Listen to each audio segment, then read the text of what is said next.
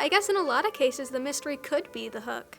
At least for me, that's why I really enjoy analog horror. It's probably one of my favorite genres recently.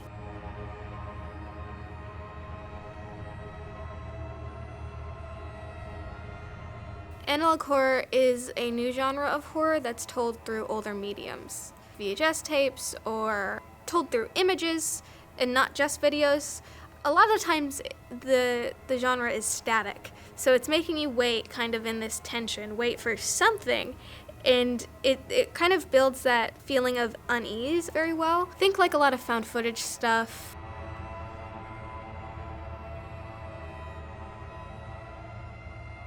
And so stylistically, it's in the aesthetic of that era, 1980s through 1990s, and I absolutely love it for that. The stories being told through analog horror are some of my favorites because they're so mysterious and weird. Nothing like traditional horror films today.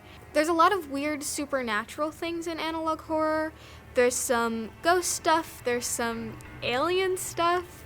It's really hard to tell because a lot of the times the entity we're facing is unknown. It's all rather dark storytelling in analog horror.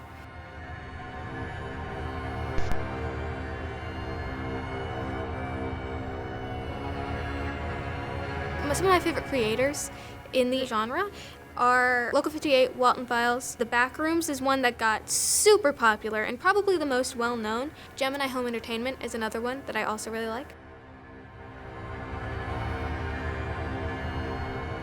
The main thing about analog horror is that the audience gets to interact with the content that's being created in a way of, you're seeing so many online communities dedicated to solving what's going on. Because of the episodic format, like the stories are harder to piece together, and so that does like seed a lot of like discourse, or at the very least conversations about it.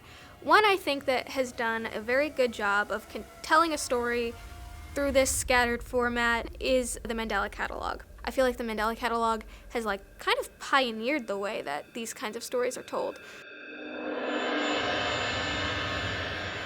Analog horror does challenge you to figure it out. It strings you along, it leaves clues hidden in one frame that you have to pause on exactly, and then you have to take a screenshot and then brighten the image. There's a lot of like extra work that you have to put in, and if you skip it, then you'll miss it. And I think that's what makes it different from a lot of other YouTube videos, is there's a lot of different clues hidden about that you have to stick around for. Part of the beauty of analog horror is that it really forces you to sit down and buckle in, because you might miss some details if you skip around.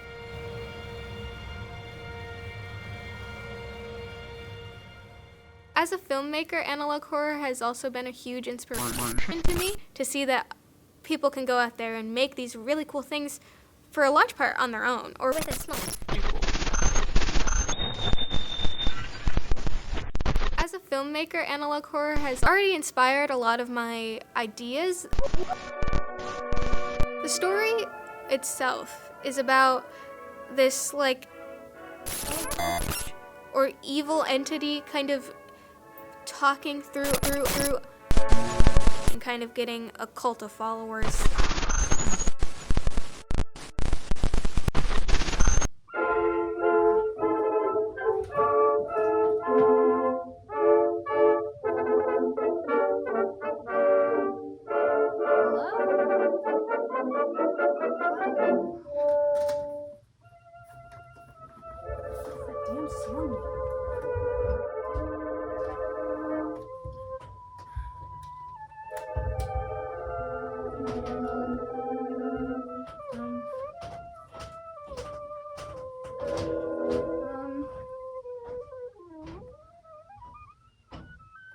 I keep hearing this song. I've tried to ignore it, but I keep hearing it, and I don't know where it's coming from. My best guess is it's coming from down that hall there, so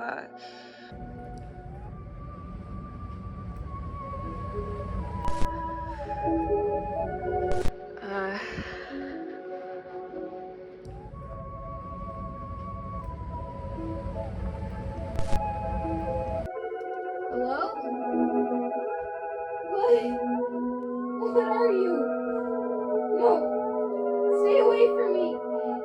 away! No!